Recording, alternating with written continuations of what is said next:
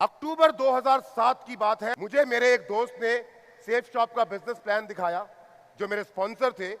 उस दिन मेरी बेटी का बर्थडे था और मैंने बिजनेस ज्वाइन करने से मना कर दिया। अक्टूबर 2007। और उसके बाद मैंने गोली देना शुरू कर दिया। ज्वाइन करने से मैं ज्वाइन करना चाहता नहीं था। जनवरी 2008 की बात है। मैं बिजनेस प्लान देखने के लगभग 2.5 महीने के बाद की बात है। मैं सेफ शॉप के ऑफिस में गया, जहां पे प्रेजेंटेशन हो रही थी, और उस प्रेजेंटेशन की क्लोजिंग कर रहे थे हमारे क्राउन लीडर और मेरे अपलाइन अजय सर। और अजय सर ने उस दिन स्टेज के ऊपर आकर के एक कहानी सुनाई, जो कहानी मेरे लिए बिल्कुल एक आश्चर्य था, दुनिया का 7वां अजूबा था। वो व्यक्ति जो सेफ शॉप का बिजनेस नहीं करना चाहता था, आज अगर आपके सामने एक मरकरी के रूप में खड़ा है। वो व्यक्ति जो एक फौज की नौकरी किया करता था, अगर आज एक सफल इंसान के रूप में, सफल बिजनेसमैन के रूप में जाना जाता है, तो उसके पीछे सिर्फ और सिर्फ जड़ में वो कहानी है, जिस कहानी को अपनी आंखों से आज आप देखने वाले हैं। उस दिन पहली बार मुझे पता चला कि सेफ शॉप कंपनी में एक श्याम सुंदर जी हुआ करते थे, जिनका जुलाई 2007 में एक्सीडेंट हो गया। और एक्सीडेंट होने के बाद परिवार का मुखिया इस दुनिया से चला गया। और इस दुनिया से चले जाने के बाद भी सेफ शॉप एक ऐसी कंपनी है जो उस परिवार को लगातार पैसे दे रही है। मैं रात भर सोचता रहा, जहां पे एक व्यक्ति इस दुनिया से चले गए और उनके जाने के बाद भी उस परिवार के पास में पैसा जा रहा है, और पैसा भी कैसा जा रहा है, बढ़ बढ़ के जा रहा है। सुना नहीं था कभी, यकीन नहीं हुआ। लेकिन इस बिजनेस की शुरुआत की जैसे आपने की। बिजनेस की शुरुआत करने के बाद उनके बारे में सुनता ही रहा, सिर्फ सुनता ही रहा। जब जिससे मिलो, हर सर से मिलो तो सुना, दीपक सर से मिलो तो सुना, सुनील मान सर से मिलो तो सुना, अजय सर से मिलो तो सुना, सुबोध जी से मिलो तो सुना। जिससे मिलो सिर्फ उनके बारे में सुना ही सुना। देखा तो क्या देखा, सक्सेस डे के एल्बम के पीछे पहली बार देखा 3 छोटे छोटे बच्चे, बीच में खड़ी उनकी मां, और पीछे एक स्कॉर्पियो कार।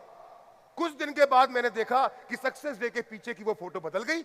वो बच्चे थोड़े से बड़े हो गए, कार दूसरी आ गई, और पीछे एक सफेद रंग का मकान दिखना शुरू हो गया।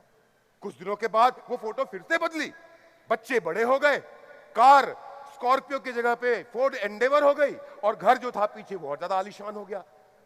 एक मन में सवाल आया मेरे, और यह सवाल आज इस इंदिरा गांधी स्टेडियम में बैठे हर व्यक्ति के मन में होगा कि जो मैं उस फोटो में देख रहा हूं, जो मैं लोगों के मुंह से सुन रहा हूं, जो बातें, जो कहानियां सुनाई जा रही हैं, क्या वो कहानियां सच है या नहीं?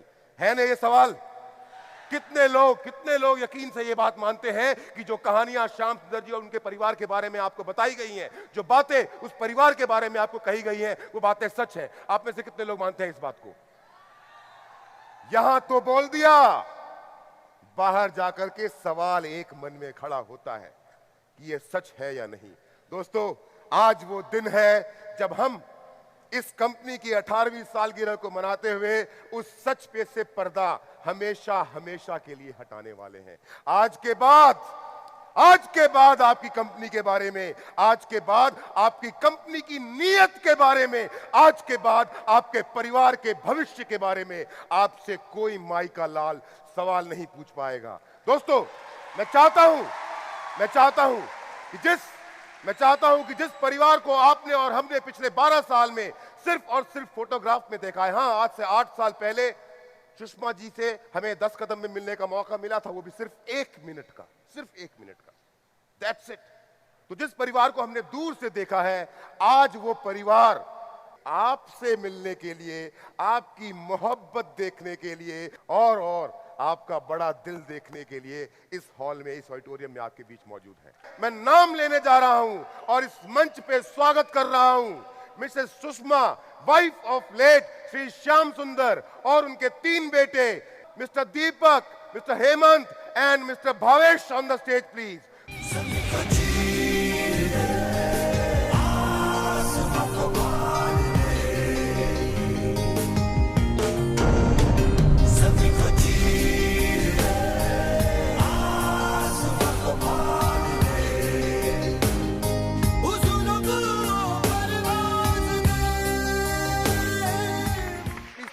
आइए बैठिए। भाभी जी, जैसा आपने मेरी बातों को सुना होगा अभी, आपके बारे में और आपके इस परिवार के बारे में हमने सिर्फ फोटो में देखा है। हम में से कोई भी आपसे कभी मिला नहीं। और श्याम सर की भी बात मैं अगर करूं तो श्याम सर की भी हमने सिर्फ कहानियां सुनी हैं। और खास करके मैं अगर अपनी बात करूं तो श्याम सर के डेथ के लगभग 7 से 8 महीने के बाद मैंने अपने बिजनेस की शुरुआत की थी, तो मुझे भी उनसे कभी मिलने का मौका नहीं मिला। एक्चुअली मैं अपने थ्रू बाकी सबसे को ये बताना चाहता हूँ और ये जानना चाहता हूँ कि सेफ शॉप आपकी ज़िंदगी में कैसे आया, और सेफ शॉप जब आपकी ज़िंदगी में आया तो उसके बाद क्या क्या बदलाव हुए, और फिर वो एक्सीडेंट, जिस एक्सीडेंट के बारे में हमने सिर्फ कहानियों में सुना है, उस एक्सीडेंट के बारे में अगर आप हमें कुछ बता सकें तो बहुत मेहरबानी होगी। हमारे तीनों बच्चे एक गांव में रहते थे। उस गांव में हमारे हस्बैंड जी कोचिंग पढ़ाते थे, वो साइकिल से पढ़ाते थे। ट्यूशन पढ़ाते ही वो अपना बिजनेस को ज्वाइन कर लिए थे, मुझे पता नहीं था। 1 साल हो गया, मुझे पता नहीं चला, और 1 रुपये का भी इनकम वो नहीं किए, और हम सुनते रहे। दूसरा साल जब हुआ तो हमारे घर में बातचीत चलने लगा कि अब कार मोटरसाइकिल आएगी। हम सुनते थे, बहुत खुशी होती थी कि क्या हमारे घर में मोटरसाइकिल आएगी। हमारे घर में मोटरसाइकिल आ गई।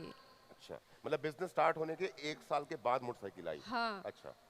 फिर हमारे बच्चों को हमारे लिए वो कपड़ा नहीं था कि हम पहन सके, मगर कुछ दिन बाद हमारे बच्चों को हमको कपड़ा पहनने के लिए अच्छा मिलने लगा। कुछ दिन बाद बात चलने लगी हमारे घर में कि क्या कार आ जाती तो बहुत अच्छी होती। सुनते थे। तीसरी साल में हमारे घर में खुशी एक हुई कि कार की बातचीत चलने लगी। सुने, मगर कार भी आ गई। कौन सी कार थी पहली?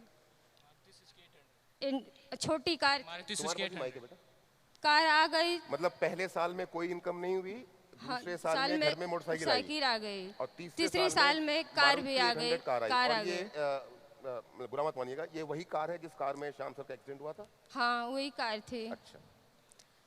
हमारे पास जब कार आ गई तो मेरे खानदान में नहीं, पूरे मेरे मोहल्ले में वो कार नहीं थी, वो हमारे पास आ गई।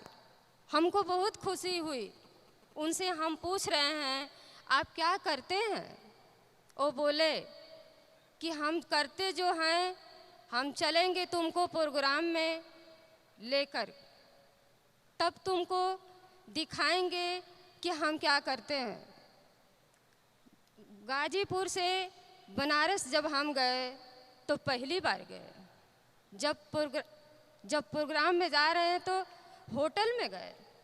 अच्छा, वो पहला जब गाजीपुर से बनारस आप पहली बार गए, उसके पहले आप गाजीपुर से बनारस कभी नहीं? श्याम सर को 3 साल हो गए थे बिजनेस करते हुए, पर आप कभी नहीं, गांव में ही रहते थे। पहली बार बनारस गए प्रोग्राम के अंदर में। जब होटल में गए तो बहुत खुश हुए कि हम तो आज होटल में आए हैं। रात भर मेरी नींद नहीं लगी उस खुशी की देखते हुए। फिर हम सुबह में जा रहे हैं प्रोग्राम में देखने के लिए। जब जा रहे हैं तो देख रहे हैं कि वहाँ हजारों लोग की भीड़ लगी हुई है। उस भीड़ में हम देखे तो बहुत खुश हुए। उस प्रोग्राम से हम घर वापस जा रहे हैं तो कुछ दिन बाद प्लान हम बनाए कि हम लोग जाएंगे गर्मी की छुट्टियां मनाने। हमारे तीनों बच्चे और हमारे हस्बैंड जी जा रहे हैं हम लोग गर्मी की छुट्टियां मनाने के लिए उत्तराखंड गए। अच्छा, ये आप लोग की पहली छुट्टी थी या इसके पहले भी कहीं गए थे आप लोग? उससे पहले भी हमको लेके गए से वैष्णो माता घुमाने के लिए। वैष्णो देवी घूमने गए। दूसरी बार हम गए उत्तराखंड घूमने के लिए। उत्तराखंड घूमे, केदारनाथ, बद्रीनाथ, ऋषिकेश हम घूम के घर वापस जब आए तो मेरे छोटे एक देवर जी थे, उनकी तबीयत बहुत पहले से ख़राब थी। उनके ख़राब से हमारे हस्बैंड जी वो बोल रहे हैं कि हमको लेके जाना है इनको बनारस इलाज करवाने के लिए। वो थे, हमारे छोटे देवर थे और साथ में ड्राइवर थे। दवाई करा करके उनको और घर वापस आ रहे थे तो ड्राइवर से वो बोल रहे हैं कि मुझे एक कार को दे दो, हम चलाएंगे। वो ले लिए। लेने के बाद वो कार से घर वापस जब आ रहे थे उसी बीच उनकी एक्सीडेंट हो जा रही है। अच्छा, मतलब जब ड्राइवर से गाड़ी श्याम सर ने ले लिए और श्याम सर गाड़ी नहीं चलाते थे? नहीं, कभी नहीं। हमेशा ड्राइवर चलाता उस दिन उन्होंने ले लिए। हाँ, ले लिए। जब एक्सीडेंट हो जा रहा है मुझे रात में पता नहीं चला, कुछ भी पता नहीं चला। सुबह में हम देखते हैं कि हमारे घर पे लोग कोई कार से कोई मोटरसाइकिल से सारे लोग की भीड़ लगी हुई है। हम घर से बाहर जा रहे हैं तो देख रहे हैं कि हो क्या रहा है। पूछे कि आप क्यों आए हैं? वो बोल रहे हैं कि श्याम सर की कार से एक्सीडेंट हो गया है। हमको ये लगा कि उनको थोड़ा बहुत चोट लगा है, इसीलिए सारे लोग मिलने के लिए आए हैं। हम सुबह से लेकर शाम तक उनको इंतज़ार कर रहे हैं, लेकिन उनकी डेड बॉडी शाम को आई तो। अच्छा, मतलब एक दिन शाम को पहले उनकी डेथ हो चुकी थी एक्सीडेंट में और डेड बॉडी आपको खबर भी एक दिन के बाद? हाँ, हमको खबर पहले से नहीं मिला था। तो लोगों ने क्या कहा था आपसे? वो लोग बोले कि मतलब उनको एक्सीडेंट हो गया है, इतना ही पता था, मुझे और पता नहीं था। जब उनको शाम में हम देख रहे हैं, शाम में तो उनकी डेड बॉडी आई तो हमको लगा कि ये तो हमारे हस्बैंड जी की डेड बॉडी है। देखते हुए हम अचानक बेहोश हो जाते हैं। फिर कुछ बाद मेरी होश हो रही है तो देख रहे हैं कि हमारे घर पे हर सर, दीपक सर गए हैं। कुछ लोग मिलवाने के लिए वो जा रहे हैं। देखे फिर अचानक हम बेहोश हो जा रहे हैं। उसके बाद क्या हुआ मुझे पता नहीं चला। अच्छा, मतलब हर सर, दीपक सर तक दिल्ली में खबर पहुंच गई थी कि श्याम सर का एक्सीडेंट हो गया, पर आपको नहीं बताया गया था। हमको कुछ पता नहीं था। घर पे नहीं पहुंचे। नहीं। अच्छा भाभी जी, यहाँ पर एक बड़ा इंपॉर्टेंट सवाल मेरे दिमाग में आता है कि श्याम सर जब बिजनेस करते थे तो क्या आपके साथ बिजनेस को डिस्कस किया करते थे कि क्या कर रहा हूँ, कहाँ कहाँ पे काम चल रहा है, किस तरह का काम कर रहा हूँ? नहीं, हमको कुछ पता नहीं था। कुछ नहीं पता था।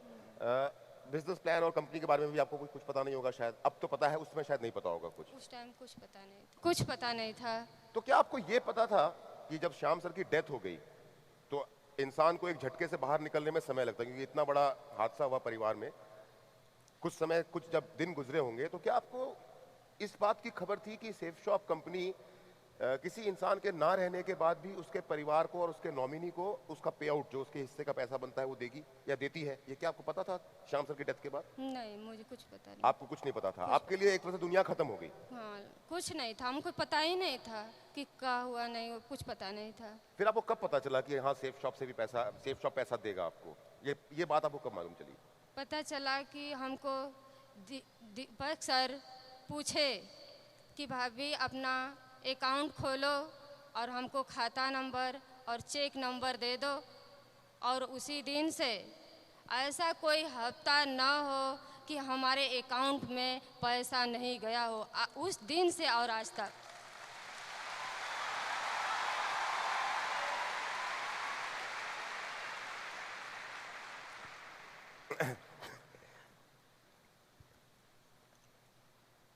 श्याम सर तो नहीं रहे इस दुनिया में, उनकी जगह कोई ले नहीं सकता कभी। पर अगर मैं ये कहूँ कि श्याम सर के अलावा आपको कभी इस कंपनी के कारण कोई दिक्कत नहीं हुई, तो क्या ये बात सच है या गलत है? सच है। सच है? सच कंपनी ने आपका ख्याल रखा, लेकिन उसके बावजूद भी कुछ तो दिक्कतें आई होंगी आपको बिना श्याम सर के इस जिंदगी को जीने में, इन बच्चों को पाल पोस के बड़ा करने में, क्योंकि बच्चे तो बड़े छोटे छोटे थे। मुझे शायद आप 6 साल के थे जब पापा की डेथ हुई थी? 8 इयर्स। आप 8 इयर्स के थे। और आज आप कितने साल के हो गए? 19 के। आप भावेश कितने साल के थे? Near about 1 to 2 years. आप 2 साल के थे और आज आप कितने साल के हो गए? 15 years old. 15 साल के। आप हेमंत? 4 या 5. 4 या 5 साल के अभी थे, 18. आज आप 18 साल के हो गए। तो ये 6 साल, 8 साल, 2 साल, 4 साल, 5 साल के बच्चों को पाल पोस के बड़ा करने में, समाज का मुकाबला करने में, ज़िंदगी को जीने में, रोज़मर्रा की ज़रूरतों को पूरा करने में दिक्कतें पेश आई या सब कुछ आराम से हो गया क्योंकि पैसा था? वो थे तो मुझे कोई प्रॉब्लम नहीं था, मगर उनके चल जाने के बाद मुझे बहुत प्रॉब्लम हुआ। हमारे घर का रीति रिवाज यही था कि आपको घर से बाहर नहीं जाना है, मगर हमारे बच्चों का समय से फीस नहीं जमा होता था, बच्चों का कोई बुक कापी किताब लेने के लिए होता था तो मुझे बहुत सोचना पड़ता था, क्या आज होते तो हमको सोचना नहीं पड़ता। मतलब पैसा होते हुए भी फीस जमा नहीं हो पा रही है क्योंकि आप घर से बाहर नहीं जा सकते। घर से बाहर नहीं जाते थे। फिर बहुत कब आपने बाहर जाना शुरू किया फिर? जब प्रॉब्लम हमको खड़ा होने लगा, कोई घर परिवार से सपोर्ट नहीं मिला, तब हमको घर से बाहर निकलना पड़ा। अच्छा भाभी जी, एक बात पूछना चाहता हूँ कि श्याम सर की जब डेथ हुई थी तो श्याम सर ने उसके पहले क्या कोई इंश्योरेंस पॉलिसी वगैरह सेफ्टी के लिए कुछ ऐसा करवा के रखा था? किए थे मगर मुझे पता नहीं था। अच्छा, सर ने किया हुआ था लेकिन आपको पता नहीं था, फिर क्या हुआ? कुछ दिन बाद हमको पता चला, हम समय से प्रीमियम जमा नहीं कर पाए और मेरे पास कोई रसीद नहीं था कि उसके बारे में हम कहीं पूछने की ज़रूरत भी नहीं, हम पूछे भी नहीं और उससे 1 रुपया भी मुझे नहीं मिला। अच्छा, इंश्योरेंस पॉलिसी से आपको 1 रुपया भी नहीं मिला। कारण ये कि एक तो रसीद नहीं था और दूसरा कि शायद ये भी रहा होगा कि आप बाहर नहीं निकल सकती, कोई था नहीं आपकी हेल्प करने के लिए, ये भी एक कारण शायद हो सकता है। भाभी जी, एक सवाल पूछ रहा हूँ, बुरा मत मानिएगा, आप कितनी पढ़ी लिखी हैं? ज़्यादा तो नहीं पढ़ी हूँ, केवल मात्र 3-4 तक बस पढ़े हैं, ज़्यादा नहीं पढ़ी। 3वीं या 4वीं क्लास तक आपने पढ़ाई कर रखी नहीं। है, मतलब हल्का फुल्का पढ़ लेती हैं पर उतना नहीं है। ये बड़ा इंपॉर्टेंट सवाल है, जवाब आप अपनी मर्जी से दीजिएगा। और ये सवाल मैंने आपसे आपके एजुकेशन के बारे में इसलिए पूछा है कि श्याम सर की डेथ हो गई और प्लीज बुरा मत मानिएगा मैं बार बार इस शब्द को रिपीट कर रहा हूं, अगर सेफ शॉप नहीं होता तो क्या होता? आज जो सेफ साफ नहीं होता तो जो हमारे तीनों बच्चे जो अच्छे कपड़ा पहन करके आज साहब के सामने जो बैठे हैं, आज हम बैठ नहीं पाते। वाह वाह वाह वाह वाह। अब इसी से मिलता जुलता मेरा एक और सवाल है कि यहाँ पर तो सेफ शॉप है, तो सेफ शॉप के कारण आज ऐसा है कि इंदिरा गांधी स्टेडियम सजा हुआ है, तीनों बच्चे बड़े हो गए हैं, हजारों लोग आपको स्टेडियम में देख रहे हैं, लाखों लोग आपको फेसबुक लाइव और यूट्यूब के थ्रू देख रहे हैं। पर जनरली ऐसे परिवार जिनके परिवार का मुखिया बीच रास्ते में साथ छोड़ के चला जाता है, हम जिस समाज में रहते हैं बेटा, जिस सोसाइटी के हम लोग रहने वाले हैं, उस समाज में जिस परिवार का मुखिया बीच रास्ते में परिवार का साथ छोड़ के चला जाता है, ऐसे परिवारों के साथ क्या होता है इन जनरल? जब चले जाते हैं घर के मुखिया तो बहुत प्रॉब्लम होती है, हमको भी प्रॉब्लम हुआ। कुछ दिन जिनके घर के मुखिया नहीं रहते हैं तो अच्छे स्कूल में नहीं पढ़ पाते, उनकी सुविधाएं नहीं मिल पाती, मगर हमारे साथ ऐसा कुछ नहीं हुआ। सेफ साहब की बदौलत आज हमारे पास सब कुछ है। चलिए, आपने बच्चों की बात की, आपने, क्योंकि देखो एक बात तो यहाँ पर जो लोग यंग लोग हैं वो शायद बच्चों की इंपॉर्टेंस को ना समझ पाए, पर जिनके घरों में बच्चे हैं वो जानते हैं कि उनके माँ बाप जो भी काम करते हैं अपने बच्चों के लिए करते हैं। और अब मैं तीनों बच्चों से बात करने वाला हूं जो पहली बार आपके सामने अपनी ज़बान से कुछ बोलने वाले हैं। एक जोरदार तालियां इन तीनों बच्चों के लिए। सबसे बड़े बेटे हैं दीपक। सबसे पहले मैं चाहूंगा कि आप अपने बारे, क्योंकि मैंने आपको फोटो में ना यहाँ से यहाँ तक बढ़ते हुए देखा है, पहली बार रूबरू हम सब आपके साथ पहली बार हो रहे हैं, आप अपने बारे में कुछ बताएं। Myself Deepak Kumar and I'm the elder son of my father. Father के साथ साथ मैं घर का बड़ा लड़का हूँ और मैंने क्लास 12 बनारस तक कंप्लीट करी है और मैं करंटली सिर्फ BBA कर रहा हूँ MIT पुणे से। कहाँ से? MIT पुणे। आप BBA कर रहे हैं MIT पुणे से। तो पुणे में आप क्या हॉस्टल में रहते हैं? नहीं, खुद सोसाइटी ले रखी है अपार्टमेंट पीजी में? नहीं, अपार्टमेंट, अपना फ्लैट। अपार्टमेंट में, फ्लैट में रहते हैं आप? अकेले रहते हैं, दोस्तों के साथ रहते हैं? दोस्तों के साथ रहते कितने फ्रेंड एक साथ रहते हैं? हैं 3। 3 दोस्त हैं जो एक अपार्टमेंट में एक साथ रहते हैं और पढ़ते हैं। खाना कौन बनाता है आप तीनों में से? कुक हायर कर रखा हमने। अच्छा, आप खाना नहीं बनाते, कुक हायर करके रखा हुआ है आपने। So nice. हेमंत, आप अपने बारे में बताएं। जब पापा थे तो मुझे एक गाजीपुर के ज़िले में एक अच्छे स्कूल में एडमिशन करवा रखे थे, वो MJRP स्कूल था। लेकिन कुछ दिन बाद पापा के डेथ के बाद मम्मी ने एडमिशन करा दिया सनबीम गाजीपुर में। तो लेकिन पहले वाला स्कूल कौन सा था? MJRP public school. MGRP public school. हाँ। उसके बाद फिर बाद में कुछ दिनों बाद मम्मी सोची कि नहीं, अब तुम्हें यहाँ पे नहीं पढ़ना है, तुमको सनबीम गाजीपुर में ही डाल देते हैं। ये पिताजी के डेथ के बाद। अच्छा, पिताजी के डेथ के हाँ। बाद आप तो कौन सा स्कूल बेटर था दोनों में से?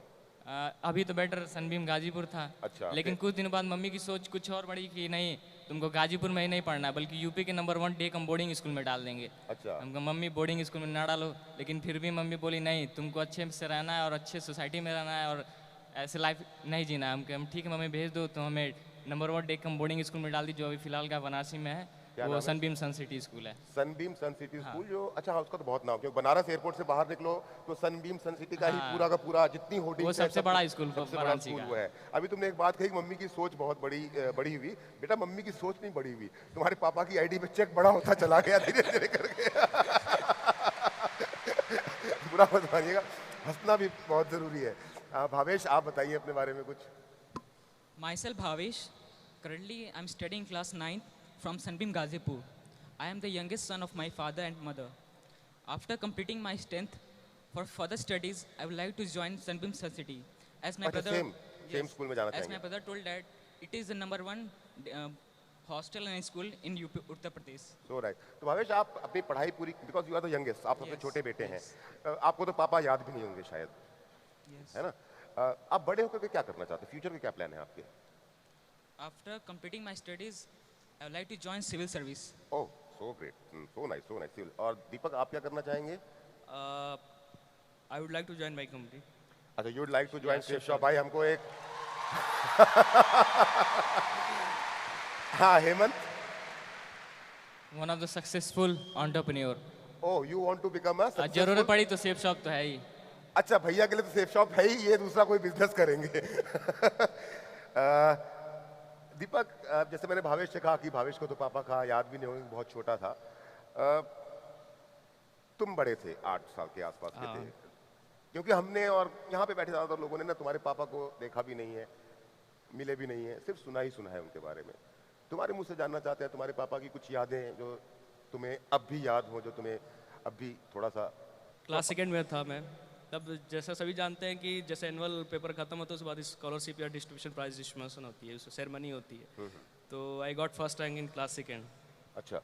तो पेरेंट्स को बुलाया गया, जिसमें फादर हमारे अटेंड हुए उसमें। तो उनको स्पीच देनी पड़ी मेरे बारे में और मतलब स्कूल के बारे में, तो मुझे प्राउड मोमेंट फील होता है उस टाइम। अच्छा, मतलब आपके स्कूल में आपके पापा को बुलाया और आपके पापा ने स्टेज से खड़े होकर के आपकी पढ़ाई की? हाँ, पढ़ाई की। ऑब्वियसली, मैं भी अगर वहाँ होता तो मैं भी बहुत प्राउड फील करता। Proud feel.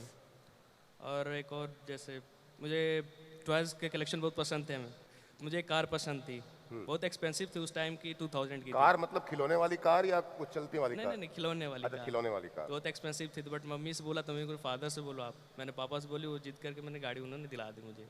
तो मेरे लिए बहुत सिंपल थे कि ताकि वो मुझे गाड़ी को आपने संभाल के रखा है पापा अभी भी की रखी याद? पड़ी अभी है। भी उस गाड़ी को अभी आपने भी पापा रखी की याद में संभाल के रखा हुआ है। सो nice of you, so nice. Hemant, तुम्हें कुछ याद है या बस हल्का फुल्का ही पापा का?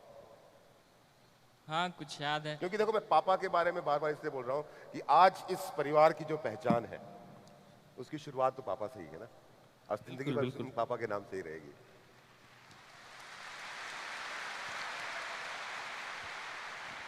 हाँ,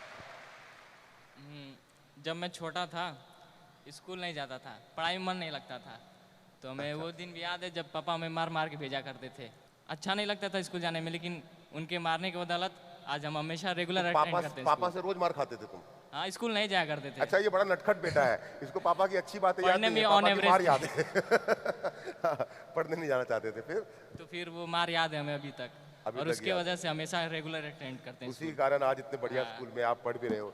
भावेश, आप ना जब आपके फादर का एक्सीडेंट हुआ हेमंत, होगा, हाँ हेमंत, तब उस समय आपकी एज ऐसी थी जिस समय ना कुछ चीज़ें लोगों को याद होती हैं, कुछ चीज़ें याद नहीं होती, कुछ चीज़ों की समझ होती है और कुछ चीज़ों की समझ नहीं होती।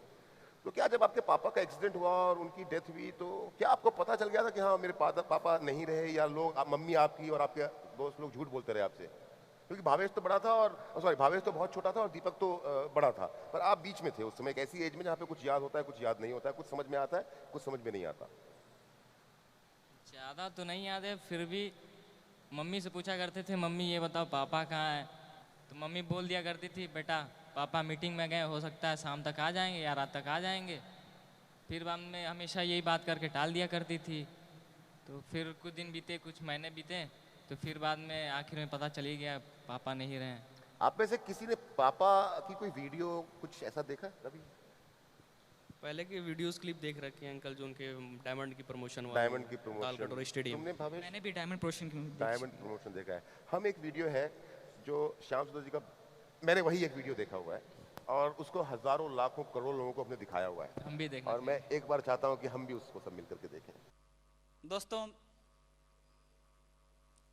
देखना आसान, सुनना आसान, करना बहुत कठिन होता है। अगर मैं अपनी जिंदगी का नाम बताऊं तो उसका नाम सिक्योर लाइफ है।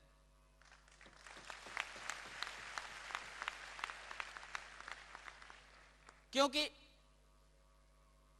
हमारे जीवन का आधार रोटी, कपड़ा और मकान, यही तीन होते हैं, और मेरे जीवन में यही तीनों मेरे पास नहीं थे।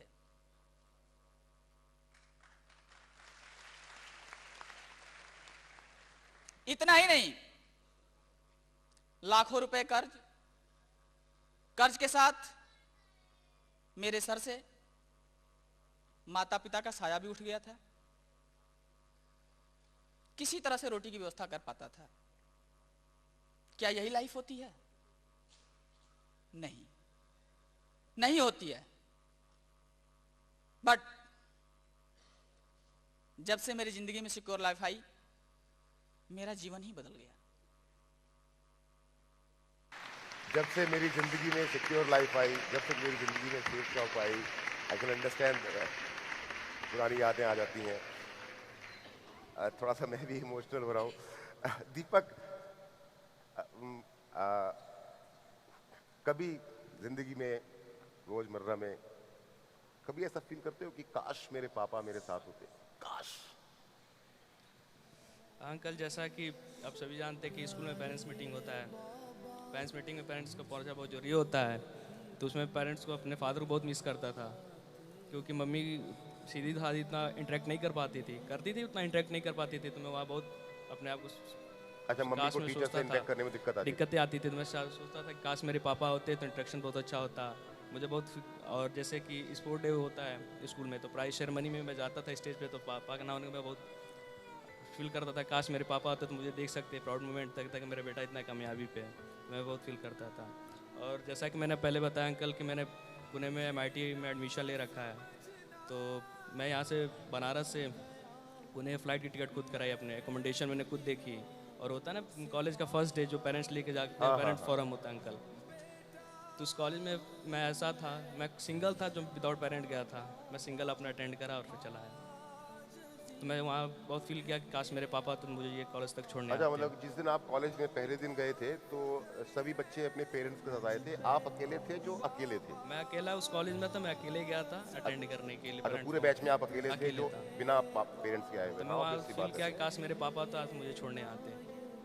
हेमंत, सेम एज भैया टोल्ड, जब पेरेंट्स टीचर मीटिंग हुआ करती थी या पेरेंट्स फोरम हुआ करते थे, तो वो भी फादर को बुलाया बर्थडे जाता का था। केक काटते समय कि मम्मी के बगल में पापा भी होते।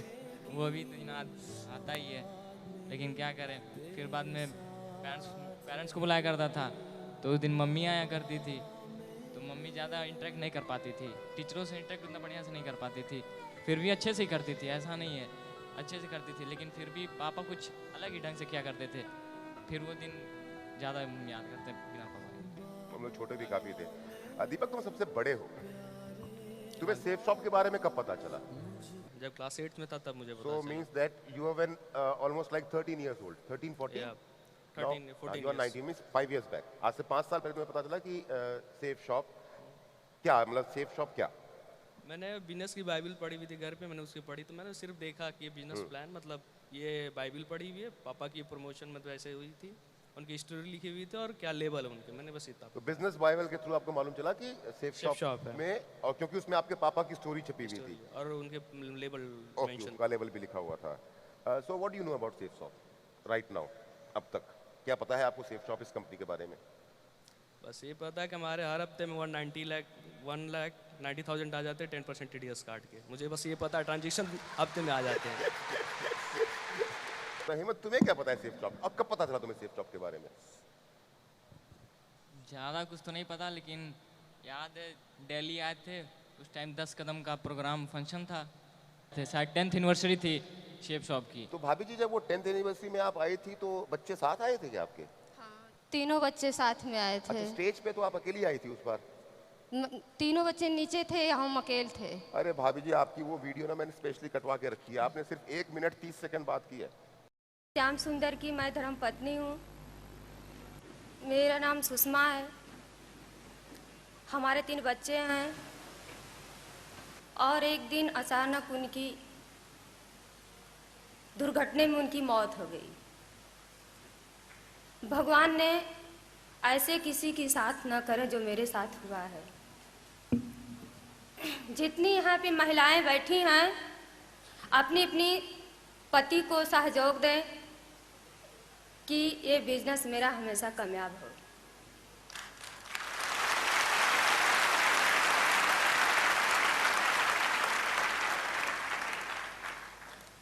एक अपने खुद की मकान बनवाई हूँ, एक मैं कार ली हूँ, एक अच्छे से स्कूल में बच्चों का नाम एडमिशन हुआ है, मेरे बच्चे अच्छे स्कूल में शहर में पढ़ भी रहे हैं। और दीपक सर का प्यार और हर सर का प्यार, डायरेक्टर का प्यार मुझे हमेशा मिलता है।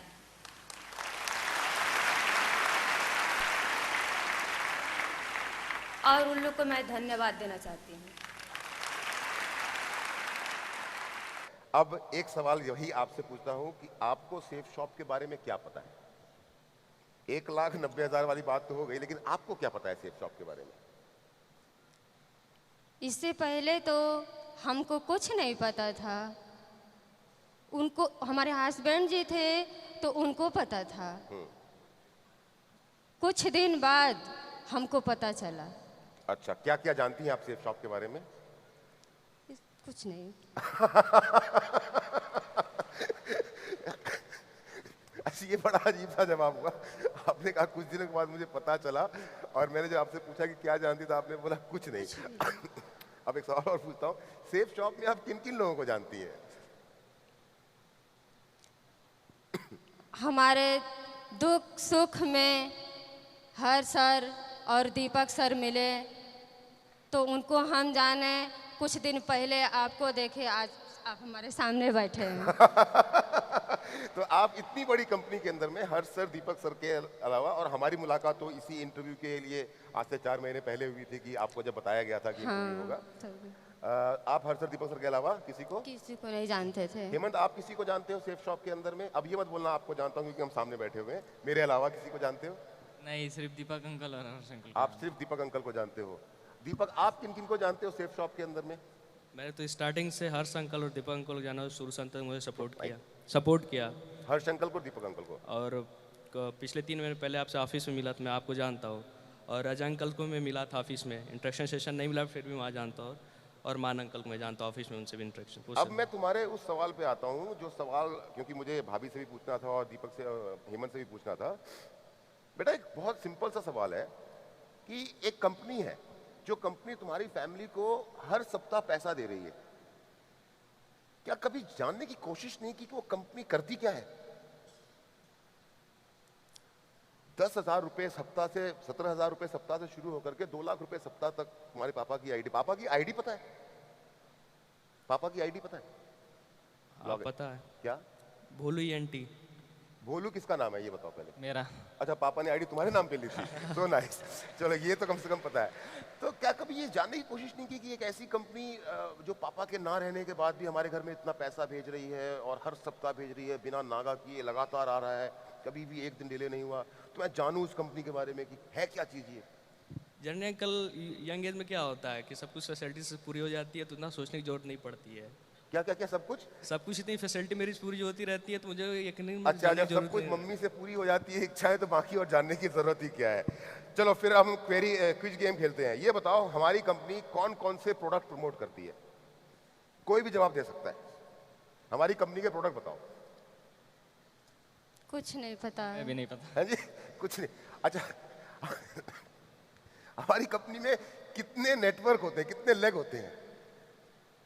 Left and right leg. अच्छा, ये मालूम है हाँ, कि ये पता है। लेफ्ट एंड राइट होते हैं। ये पता है कि आईडी रिन्यू होती है भाभी जी?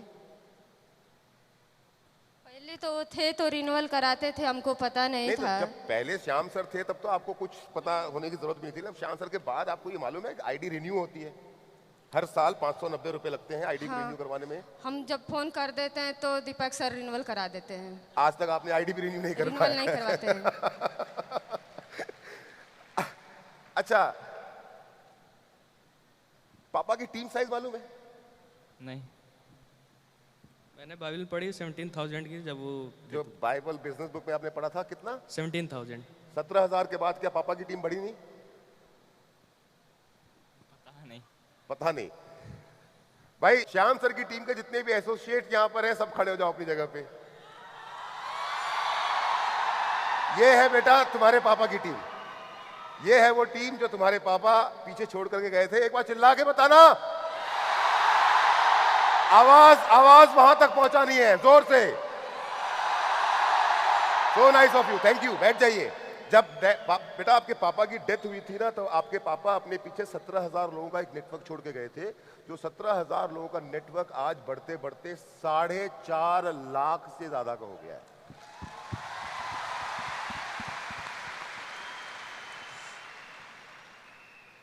दीपक, अब इसी से मिलता जुलता एक और सवाल है कि तुम अपनी पापा की टीम में किन किन लोगों को जानते हो? तुम्हारी जो पापा की जो मैंने बात कही 17,000 से 4.5 लाख की टीम है, इस टीम के अंदर में क्योंकि तुम सबसे बड़े हो, किन किन लोगों को जानते हो? और तुम क्योंकि यूट्यूब और फेसबुक पे हो, इसलिए सवाल मैं तुमसे पूछ रहा हूँ। प्रदीप मिश्रा। प्रदीप मिश्रा अंकल को जानते हो? जानता हूँ। कैसे जानते हो प्रदीप मिश्रा अंकल को? मेरी मरकरी की प्रमोशन थी वाराणसी में, उन्होंने पिकअप करने के लिए होटल आए हुए थे। पूरा शुरू से बताओ। वाराणसी में प्रमोशन थी, मरकरी प्रमोशन अपनी अच्छा, थी। तुम लोग की होटल से वो मरकरी पिकअप में। करने के लिए आए हुए थे, तो उनसे इंटरेक्शन हुई थी हमारी, तब से मैं जानता हूँ। उसके अलावा नहीं। प्रदीप जी कहां पर हैं आप? प्रदीप जी 1 मिनट के लिए स्टेज पे आएंगे प्लीज? जोरदार तालियां हमारे वीनस लीडर प्रदीप मिश्रा जी के लिए। आप बैठे रहो। ये मैं इसलिए आपको बता रहा हूं कि जब श्याम सर जी की डेथ हुई थी, तब प्रदीप मिश्रा जी, जिनका नाम अभी दीपक ने लिया, इनकी टीम हुआ करती थी मात्र 50 लोगों की। कितनी? And now my dear friend, my younger brother is leading a team of more than 90,000 associate. 90,000 अगले मरकरी हैं हमारे। और एक मेरा और पर्पस है प्रदीप जी को यहां बुलाने से पहले। सुषमा जी ने अपने इंटरव्यू में एक बात हमको बताई कि श्याम सर का जब एक्सीडेंट हुआ तो उनको 24 घंटे तक किसी ने बताया ही नहीं कि उनका एक्सीडेंट हो गया है। जब हर सर दीपक सर दिल्ली से इनके घर गाजीपुर पहुंचे, तब इनको बताया गया कि श्याम सर अब नहीं रहे। लेकिन श्याम सर के एक्सीडेंट के बाद जो पहला व्यक्ति उनके पास पहुंचने वाला था, वो पहला व्यक्ति जिसने वो सब कुछ किया जो परिवार का सदस्य करता है अपनों के लिए, वो करने वाला कोई और नहीं, हमारा छोटा भाई प्रदीप मिश्रा था। और प्रदीप भाई, सिर्फ 1 से 2 मिनट में मैं जानना चाहता हूं, क्योंकि वो बातें हमने सिर्फ समझ सकते हैं आप। नहीं, मेरे पास फोन आया आसपास कि प्रदीप वहाँ पे सैदपुर में घटना हुई है। हम वहाँ पहुँचे तो डेथ हो गई थी उस टाइम पे, और पुलिस चौकी उनकी मिट्टी पड़ी थी शाम सर की। उसके बाद फिर वाइट कपड़ा आया, हमने खुद सिला वहाँ पे उनको। फिर वहाँ से हम लोग गए गाजीपुर में, पोस्टमार्टम हुआ। फिर घर पे गए, भाभी जी को देखा मैंने आपको, घर पे गए हम लोग। वहाँ से घाट गए, वहाँ पे हर्ष सर आए, दोस्तों दीपक सर आए। और एक बात बहुत बड़ी वहाँ पे हुई, मैं था और दिलीप जी यहाँ बैठे हुए हैं, अमरनाथ भार्गव बैठे हुए हैं। हम लोग वहाँ पहुँचे, कसम खाए कि ऐसा काम करेंगे ना, इतिहास बनेगा। और दोस्तों बन गया इतिहास आपके सामने।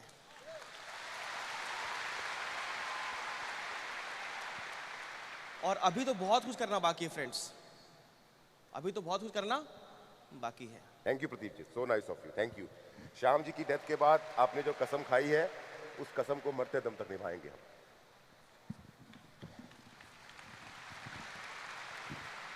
आज के बाद आप लोग ये नाम प्रदीप मिश्रा कभी नहीं भूलेंगे।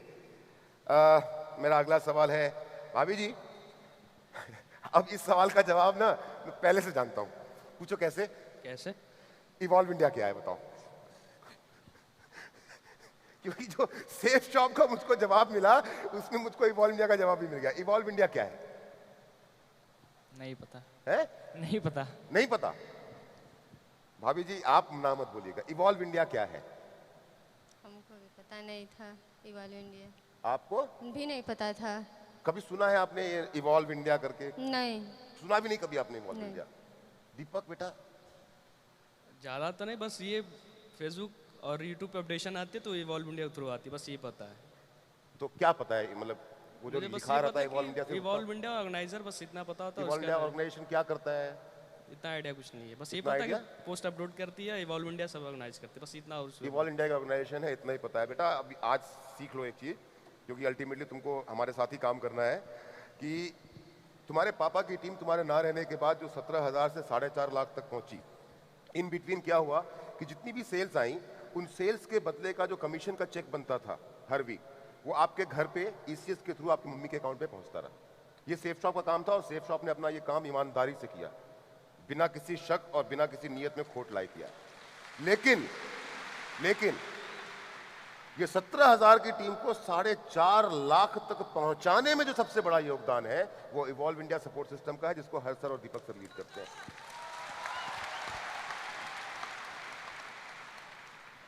भाभी जी आपकी श्याम सर का जब एक्सीडेंट हुआ था तो उसके पहले शादी के कितने साल हो चुके थे?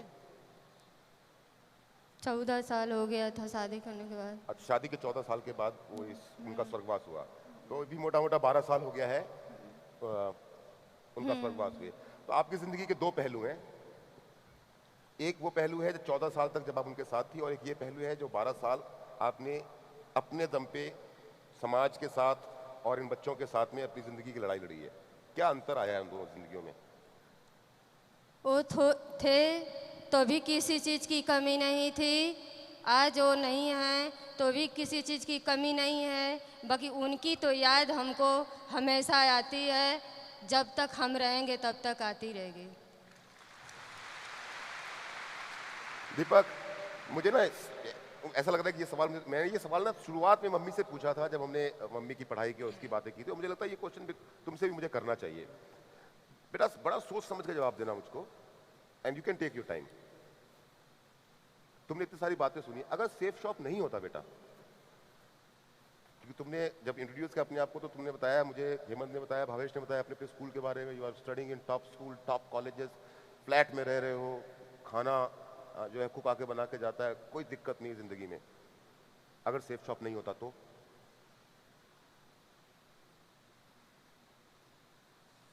जर्नी अंकल मैंने क्लास 12 वाराणसी में पूरी करी है अपनी, वाराणसी में कंप्लीट करी है अपनी, बनारस में रह के। तो मैं वहाँ रहा हूँ और वहाँ से मैं पुणे चलाया, शिफ्ट हो गया।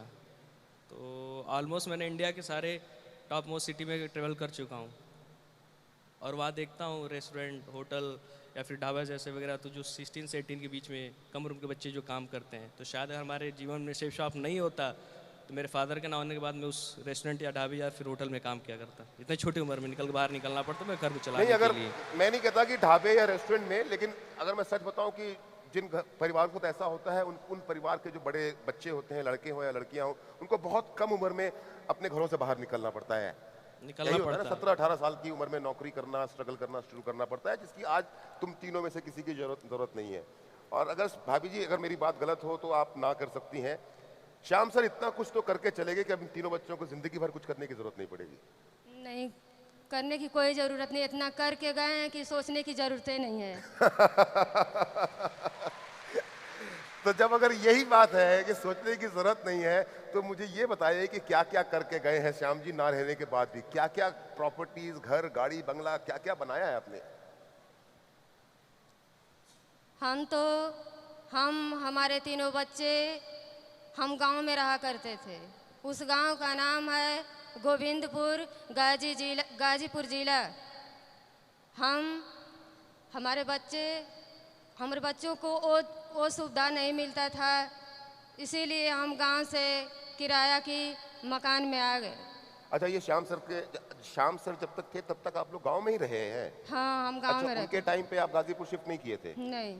श्याम सर के जाने के बाद आप लोग गाजीपुर शिफ्ट किए, और वो भी किराए पे? किराए के मकान में थे 1.5 साल। 1.5 साल? अच्छा। अब हमको ये लगा कि हम कितना दिन तक किराया की मकान में रहेंगे। अब हमको ये लगा कि हम क्यों ना अपने के लिए खुद का मकान बनवा लें।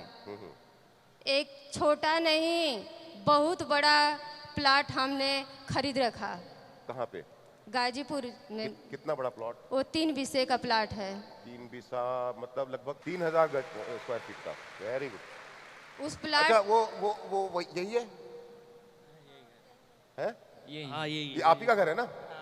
चलिए, ये घर बड़ा फेमस है, जानते हो कि नहीं जानते हो? है ना? हाँ, बताइए, इस घर के बारे में बताइए आप।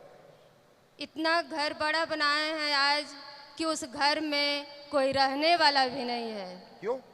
इसलिए कि हमारा बड़ा बेटा एक पुणे में रहता है। हाँ। और उससे जो छोटा बेटा है वो बनारस में रहता है। एक उससे जो छोटा बेटा है वो गाजीपुर मेरे साथ रहता है। अच्छा, इस घर के अंदर में सिर्फ आप और भावेश रहते हैं, बाकी तो आप दोनों हॉस्टल में रहते हैं और अपनी पढ़ाई पूरी कर रहे हैं। चलिए, बस यही एक घर प्रॉपर्टी? नहीं, इसके अलावा भी प्रॉपर्टी मेरा 2 प्लाट गाजीपुर में है। कितने का है? एक छोटा दूसरा प्लाट है जो कि 50 लाख का है। गाजीपुर में 50 लाख का? गाजीपुर में। अच्छा, और और जो तीसरा प्लाट है जो कि मेरा खुद का 1 करोड़ का है। 1 करोड़ का है? हाँ। और मैंने मुझे 1 करोड़ से बात याद आई कि आज से 3-4-5 महीने पहले मेरे को दीपक सर एक दिन कहानी सुना रहे थे कि श्याम सर की एक जमीन को सरकार ने अधिग्रहण कर लिया है, जिसपे हाईवे बनने वाला है। उसका कितना पैसा मिलना है आपको? उसमें 4 लेंथ में मेरा जमीन जा रहा है, जिसमें वो 1 नहीं 1.5 करोड़ रुपया मिलने वाला है। अच्छा, सरकार से 1.5 करोड़ रुपए का मुआवजा मिलने वाला है। तो आपने बेसिकली क्या है कि सारी की सारी प्रॉपर्टीज अपनी गाजीपुर में ही बहुत सारी अलग अलग प्रॉपर्टीज बनाई है, उसके अलावा भी कहीं? उसके अलावा भी मेरा प्रॉपर्टी है। एक प्लाट मेरा बनारस में है जो कि 1.5 करोड़ का प्लाट है। 1.5 करोड़ का प्लॉट बनारस में है? गाजीपुर और बनारस के अलावा कहीं और? उसके अलावा भी मेरा एक प्लाट है जो कि लखनऊ में अंसल ग्रुप में है, जो कि 2 करोड़ का प्लाट है। ये है? यही है आपका प्लॉट? यही है ना? यही है। सिर्फ प्लॉट या कुछ और गाड़ी है। वाड़ी? और मेरे पास पहले एक थे, हमारे हस्बैंड जी का कार था, वो छोटी कार थी। उसके अलावा एक हमने स्मार्ट कार वो स्कॉर्पियो लिए हैं, टॉप मॉडल स्कॉर्पियो है। हाँ। उसके बाद भी एक मेरा खुद का 4 इंडेवर कार जो कि 40 लाख की है।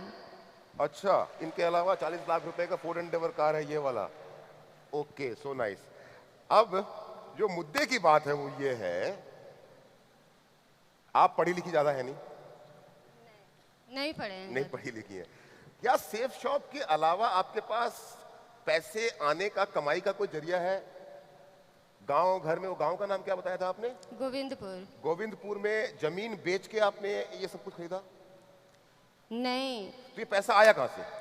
ये पैसा हमारा सेठ साहब की बदौलत सारा पैसा मानता ही नहीं, मैं कोई नहीं मानता। नहीं, सेठ साहब की बदौलत है। मुझसे लोग ये सवाल पूछते हैं कि सेफ शॉप तो पैसा देता ही नहीं है। अंकल वेट, एक बात बताता हूँ। जब फादर नहीं थे तो हम लोग काफ़ी छोटे थे, और अभी भी छोटे ही हैं, अभी भी पढ़ाई ही करते हैं। उस टाइम काफ़ी छोटे थे, तो फादर ही जो थे वो सोर्स ऑफ इनकम थे, और उनके ना रहने के बाद वो सेफ शॉप थी, और उसी के बदौलत सब चीज़ दिख रहा है। बेटा, मैं ये सवाल ना बार बार इसलिए पूछा क्योंकि लोग भी अक्सर ये सवाल बार बार पूछते हैं, क्या सेफ शॉप सच में आपको पैसा देता है? और सेफ शॉप नहीं होता तो आज हमारा वजूद नहीं होता, आज मैं यहाँ बैठा नहीं होता, आपके सामने मैं स्पीच नहीं दे पाता। बुरा मत मानिएगा मेरी बात का, मैं यही जवाब आपसे एक्सपेक्ट कर रहा था, क्योंकि यही सवाल लोग हमसे पूछते हैं। नहीं, लोग कोई कंफ्यूजन ना रखे, आज जो भी है तो सेफ शॉप की बदौलत है यहाँ पे। दीपक, अभी हमने, मम्मी ने वो कार की बात बताई, मुझे मालूम है कि ये फोर्ड एंडेवर कार तुमने अपने बर्थडे पे एक फैमिली गिफ्ट के रूप में खरीदी व्हेन यू टर्न्ड 18, जब तुम 18 साल के हुए, so you decided that now you can drive, legally drive, so you purchase this car, is it right? या इज राइट। ये कार कितने की है बेटा? 40 लाख। 18 साल की 18वीं बर्थडे पे, अपने 18th बर्थडे पे एक लड़का अपने आप को खुद फैमिली के साथ डिस्कस करके एक कार गिफ्ट करता है जिसकी कीमत कितनी है बेटा, फिर से बोलना? 40 लाख। 14 या 40? 40 40 लाख। 40 लाख रुपए की कार खुद को गिफ्ट करता है। ना तालीस पे मत बजाओ, तालीस पे मत बजाओ। मुझे दीपक सर के थ्रू पता चला है कि इस कार को खरीदने के पीछे एक बड़ी इंटरेस्टिंग सी कहानी है, याद है कुछ? कौन सी स्टोरी है? जब तुम ये कार खरीदने के लिए जा रहे थे तो कुछ लोन वोन रिजेक्ट हो गया था। लोन मिलना मना कर दिया था ना किसी ने? रिजेक्ट हो गया था। है? अगर तुम्हें बुरा ना लगे तो क्या वो कहानी सुनाना चाहोगे? बिल्कुल बिल्कुल। एक्चुअली वो अंकल की हमें लेनी थी मर्सिडीज बेंच। थोड़ा बाइक में पास में। मर्सिडीज बेंच लेनी थी अपने को, बट गाजीपुर के वैसे रोड कंजेशन नहीं थी, इसलिए हमने एसयूवी ट्राई करी। तो अपने मतलब बातचीत करी हम लोगों ने, तो हमने सोचा फोर्ड इंडेवर ले लेते हैं, वो अपने लिए कंफर्टेबल पड़ी। तो हमारी थिंकिंग ये थी कि 20 लाख कैश दे देते हैं, 20 लाख लोन ले लेते हैं। तो हमने 50,000 दे के एजेंसी में मैंने गाड़ी बुक कर दी। अच्छा, 20 लाख रुपए आपको डाउन पेमेंट करना था, 20 लाख का लोन था, 50,000 रुपए आपने एडवांस पे करके गाड़ी बुक करवा ली। ओके। और 2-3 दिन बाद पता चलता है कि मेरा लोन रिजेक्ट हो गया है। अच्छा, लोन रिजेक्ट हो गया, 20 लाख का लोन रिजेक्ट हो गया। तो ये पता करने के लिए मैं एजेंसी शोरूम में जाता हूँ, तो मैं सेल्स मैनेजर से मिलता हूँ। तो बोलता है सर आपका मतलब कैंसिल हो गया, आप जीएम सर से बात करो, जनरल मैनेजर जो आपके। तो मैं केबिन में जाता हूँ, बैठता हूँ, बात करता हूँ। तो कहता है, तो मैं उसको अपनी ट्रांजेक्शन दिखाता हूँ, आरटीआर दिखाता हूँ, आरटीजी जितने भी रहते हैं और बैंक स्टेटमेंट, उनको तो सारी चीज़। क्यों किया? मतलब ये पहले कागज नहीं दिए थे आपने? सब कुछ था अवेलेबल, सब कुछ मैंने सबमिट सारे पेपर दिए थे आपने, आईटीआर वाईटीआर सब दिया था? सब कुछ मैंने उनको सब कुछ दिखाया। तो उनका बस यही कहना था कि दिख तो सब रहा है बट बिलीव नहीं हो रहा है। मतलब कह रहे कितने बड़े ट्रांजेक्शन सब कुछ हो रहे हैं, बैंक अकाउंट सब कुछ आपके क्लियर है, स्टेटमेंट सब कुछ, मुझे बिलीव नहीं हो रहा है कि ऐसे भी ट्रांजेक्शन आपके अकाउंट में आ सकते हैं। अच्छा, फिर? तब मैंने उनको समझाने की कोशिश करी कि हमारे फादर 18 ईयर्स बैक मतलब उन्होंने ये कंपनी ज्वाइन करी। क्या फादर? मतलब 18 ईयर्स बैक उन्होंने पहले पापा ने 18 साल पहले कंपनी ज्वाइन करी है, काम स्टार्ट किया। और इसके बाद मतलब ऐसे आता है ट्रांजेक्शन। तो कह रहा है कि पिताजी को गए 12 साल हो गए, तो मेंशन नहीं है। तो मैंने बताया कि मम्मी मतलब फर्दर वर्क करते हैं, उनके नाम पे आता है। कि अच्छा चलिए ठीक है। तो फिर भी उनको उनका एक ही जवाब था कि दिख तो सब रहा है बट बिलीव नहीं हो रहा है। फिर तो क्या हुआ? घंटों प्रयास करने के बाद मैंने दीपक अंकल को फ़ोन किया कि दीपक अंकल ऐसी सी बात है। तो उन्होंने कहा अच्छा ठीक बेटा फ़ोन दो, मैं उनको समझाता हूँ। तो अंकल ने भी घंटों प्रयास करी, कहा कि देखिए फिर दीपक सर ने किसको, जीएम को समझाने की कोशिश करी। तो उन्होंने भी अंकल ने समझाया कि देखिए इनके फादर थे, ऐसा ऐसा किया इन्होंने, फिर इनको आप पेपर्स देख लो सब कुछ। बट वो उनका सब देखी था, दिख तो सब रहा है, सब कुछ है यहाँ पे, लेकिन मुझे बिलीव नहीं हो रहा कि ऐसे भी ट्रांजेक्शन आ सकते हैं या फिर ऐसे भी पैसा आपको हर हफ्ते आ सकते हैं। तो अंत में मैंने ये डिसाइड किया कि अब रहने तो यहाँ छोड़ो, और 2 महीने बाद आएंगे और 40 लाख रुपए दे के कैश लेके गाड़ी उठा के। हाल ही यही बात हुई कि मैंने अपने बर्थडे के दिन मैंने 40 लाख रुपए दे के वो गाड़ी लेके आया। फिर उसके बाद हमें 40 लाख रुपए कैश दिया और गाड़ी लेके आई, लेकर के आ गए। दिख तो रहा है पर बिलीव नहीं हो रहा है। दिख तो रहा है पर बिलीव नहीं हो रहा है। और अब इससे मिलता जुलता एक और सवाल पूछना चाहता हूँ बेटा तुमसे मैं। देखो, तुम्हारे फादर एक बिजनेस स्टार्ट करके गए, इवॉल्व मीडिया सपोर्ट सिस्टम और सेफ शॉप कंपनी ने उस नेटवर्क को लगातार आगे बढ़ाया। तुम्हारे पास लाखों करोड़ों रुपए आए तुम्हारे परिवार के पास में, और वो लगातार आता ही रहेगा। 18th बर्थडे पे तुमने अपने ही लिए अपनी फैमिली के लिए एक कार गिफ्ट के रूप में परचेस की जिसकी कीमत 40 लाख रुपए। बेटा, कोई तुम्हारे दोस्त यार जान पहचान में कोई ऐसा तुम्हारा फ्रेंड है जिनकी फैमिली में उनके फादर के साथ कोई एक्सीडेंट हो गया हो और वो भी उनके फादर भी ना हो? तुम्हारा कोई फ्रेंड ऐसा तुम्हारी क्लासमेट क्लास 9 का था, वो मेरा क्लासमेट हुआ करता था। क्या 10th क्लास में? क्लास 9th में। क्लास 9th में तुम्हारा क्लासमेट था। उसके फादर की भी डेथ हो गई। क्या करते थे उसके पापा? उनके फादर का मिल चला करता था, जो मिल हुआ करती है, उनके फादर का फैक्ट्री था। अच्छा, और फिर क्या हुआ जब उनके फादर की डेथ हो गई? तो डेथ होने के बाद उनकी मिल बंद हो गई। अब फिर उसको मतलब कम उम्र में उसको बैंगलोर में जॉब करना पड़ा ताकि वो अपने प्रॉब्लम टैकल कर सके, सिचुएशन अपनी लाइफ की। फादर के डेथ होने के बाद अब उस लड़के को बैंगलोर में जॉब करना पड़ रहा है। ये बात समझने की कोशिश कीजिएगा, हम और आप सभी के सभी लोग, की सेफ शॉप है जिसके कारण 18 साल की उम्र में लड़का अपने आप को 40 लाख की गाड़ी गिफ्ट करता है और दूसरा कोई बिजनेस होता है तो वो खत्म हो जाता है। ये सेफ शॉप है। भाभी जी, एक बड़ा अजीब सा क्वेश्चन पूछता हूं मैं आपसे, याद आ गया मुझको आपका घर देख करके। क्योंकि अक्सर ना लोग जब ना आपके गाजीपुर बनारस के एरिया के से लखनऊ उस एरिया से ज्वाइन करते हैं ना, तो जब उनको प्लान दिखाते हैं और आपके बारे में बोलते हैं, बताते हैं, क्योंकि हम बताते हैं आपके बारे में, सबको बताते हैं और बताते रहेंगे सारी जिंदगी, क्यों ना बताएं, छाती ठोक के बताएंगे जब सब कुछ किया है तो लोग हमसे एक सवाल पूछते हैं कि श्याम सर के घर का एड्रेस दो, और कुछ लोग आपके घर का एड्रेस दे देते हैं। क्या आपके घर पे लोग वाकई में चेक करने के लिए आते हैं या नहीं आते हैं? हमारे घर पे एक दो लोग नहीं, हजारों लोग जाते हैं। अच्छा, वाकई में आते हैं? हाँ, जाते हैं। तो मेरे पास पड़ोसियों से पूछते हैं, क्या ये स्वर्गीय श्री श्याम सुंदर जी का घर और सुषमा जी का घर यही है? मेरे पास पड़ोसी बताते हैं कि हाँ यही है। वो मेरे मकान का फ़ोटो खींच के लेके चले जाते हैं। मेरे पास पड़ोसी हमसे मिलते हैं तो कहते हैं कि श्याम सुंदर जी को और सुषमा जी को पूछते हैं। मुझे सुनते हैं, बहुत खुशी होती है कि क्या फ़ोटो खींच के मकान के ले गए हैं। अच्छा, फोटो खींच के मकान के ले जाते हैं। अंकल हाँ। एक बात की इंसिडेंट बताता हाँ, हूँ। बताओ बेटा। काफ़ी मज़ेदार है। एक दिन क्या हुआ, माइक से। हम काफ़ी छोटे थे तो अपने कॉलोनी में एक स्पेस था, ठीक है, खाली जगह हुई पड़ी हुई थी, फील्ड थी। तो वहाँ पे हम लोग क्रिकेट खेल रहे थे। अच्छा, क्रिकेट खेलते वक्त एक बंदा आता है, कहता है बाबू इधर सुनो। हम कहे हाँ भैया बताओ।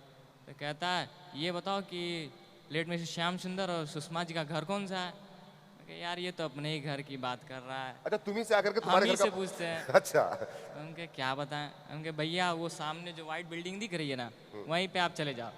तो तुमने बताया नहीं कि मैं उनका बेटा हूँ? नहीं, हम बता देते तो हमारे साथ लगते फोटो क्लिक करने। हम कहे नहीं भैया जाओ। तो तुमने उनको बताया नहीं अपने नहीं घर की बताया तरफ? और हम अपना खेलने लगे। सो नाइस, सो नाइस। तुम्हारे दोस्त कॉलेज में पूछते हैं क्या करते हो, तुम्हारे पापा क्या करते हैं, तुम क्या करते हो, तुम्हारी मम्मी क्या करती हैं?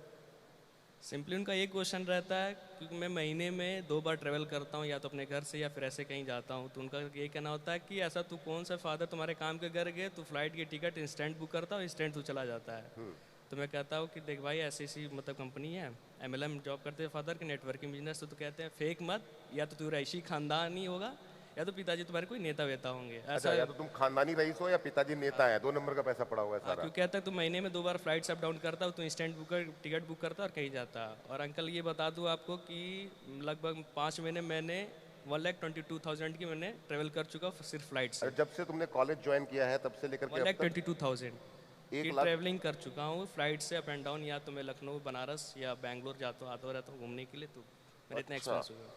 और इतना ही अंकल, मैं सेल्फ कॉन्फिडेंट रहता हूँ अपने ड्राइविंग पे। तो मैं जूम कार से लगभग 82,000 की एक्सपेंसिव ड्राइव कर चुका हूँ। तो टैक्सी नहीं सेल्फ ड्राइविंग करके निकलता हूँ। कहीं भी जाता हूँ तो मैं जूम कार बुक करता हूँ और सेल्फ ड्राइव करके कहीं भी जाता हूँ। टैक्सी नहीं करते बुक? नहीं, मैं सेल्फ कॉन्फिडेंस अच्छा, अपने खुद ऊपर ही चलाना गाड़ी को पसंद करते हो? पसंद करता हूँ। वाह बेटा वाह, जिंदगी हो तो ऐसी। काश हमारे पिताजी भी सेफ शॉप किया करते।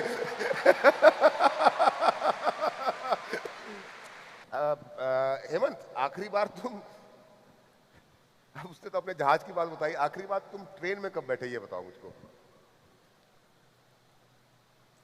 काफी दिन हो गए। वही पता है ना 10 कदम वाला प्रोग्राम था दिल्ली में, जब आया था उसी दिन बस बैठा था। अच्छा, आज से 8 साल पहले 10 कदम बस, के लिए बस। बैठे थे, उसके हाँ। बाद नहीं बैठे कभी? हाँ जी। आखिरी बार बस में कब तुम में से कोई बैठा है? तीनों भाइयों में से आखिरी बार बस का सफर कब किया तुमने? बस जो सड़क पे चलती है। नियर अबाउट 3 ईयर्स एगो, 3 3 साल साल पहले। कहाँ गए थे? वाराणसी से लखनऊ तक गया था। वाराणसी से लखनऊ यूपी स्टेट ट्रांसपोर्ट की बस से गए थे? नहीं, वॉल्वो एसी बस अंकल। बेटा मैं वॉल्वो एसी की बात नहीं कर रहा, मैं उस बस की बात कर रहा हूँ जो सड़क में घूमती है शहर के अंदर नहीं, में। उसकी नौबत ही नहीं है कि मैं उसमें जाके बैठ उस बस सकूं। में कभी नहीं बैठे तुम लोग? नहीं, कभी नहीं बैठे? ट्रैवल करते हो तो याद भाई? नहीं है, लेकिन अभी तक तो याद नहीं है हमें। अच्छा, जिंदगी के बारे में क्या सोचते हो, यहाँ से आगे क्या होगा, क्या लगता है?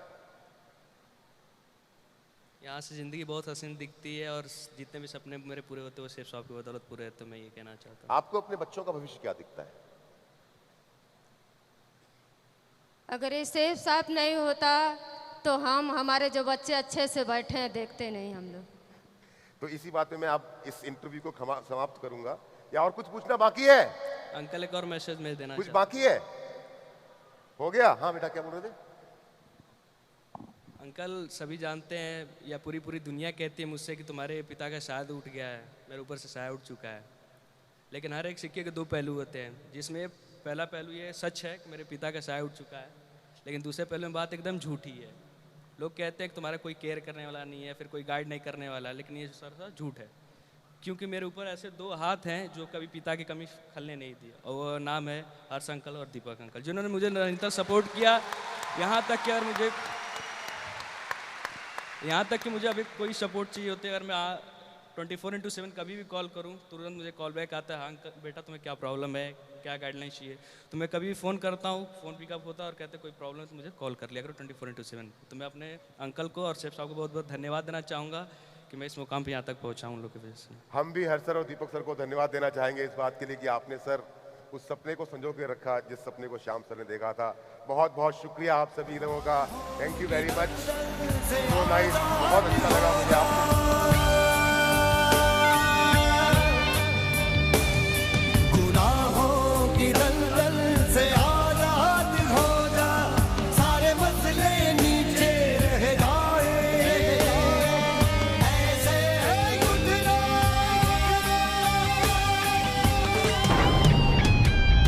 खुदी को बुलंद इतना, खुदी को बुलंद इतना, खुदी को बुलंद इतना, खुदी को बुलंद इतना, खुदी को होकर बुलंद इतना।